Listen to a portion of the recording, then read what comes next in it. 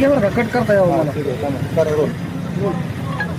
Madam काय सांगाल, काय घडलंय आता, लोकांना काय आवडलं? सध्या काही मिनिटापूर्वी धाराशिव मर्दिनी चौकामध्ये काही 2 गटामध्ये व्यक्तिगत कारणामुळे भांडण झाले आणि त्यामुळे त्यांनी एक दुसऱ्यावरती दगडफेक केली. प्रायमरी माहिती असं मिळतं आहे की दोन्ही गट हिंदू आणि मुस्लिम गट होते, पण काही दंगलीसारखा प्रकार घडलेला नाही आहे.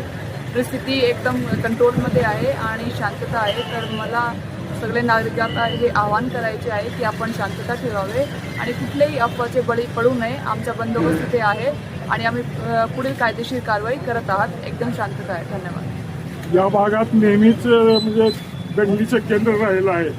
पोलीस चौकी वगैरे आपण काय नियम म्हणजे हे करायचं का, आपलं ठरलंय का काही पोलीस चौकी निर्माण करायची? बरोबर, आम्ही पोलीस चौकीबद्दलचा विचार करतो. वरिष्ठ कार्यालयामध्ये पत्रव्यवहार करून लवकरात लवकर इथे पोलीस चौकीचे प्रपोजल पाठवून पोलीस चौकीची निर्माण करू आणि नेमकं इथे काय घडलं हे माहिती काढून स्ट्रिक्ट आम्ही गुन्हे दाखल करू आणि व्यवस्थित कायदेशीर कारवाई करून भविष्यामध्ये इथे काही होऊ नये याप्रमाणे आमची कारवाई चालू आहे. या भागात CCTV बसवण्याची गरज आहे. बसवले होते पण त्या अनुषंगाने आता मुलं काय करणार आहे? आमच्याकडे ते प्रपोजल एक धाराशिव शहरासाठी CCTVचा प्रपोजल चालू आहे. त्याप्रमाणे प्रत्येक कॉर्नरवरती आणि महत्त्वाच्या चौकावरती CCTV लवकरात लवकर बसवण्यात येईल. ओके.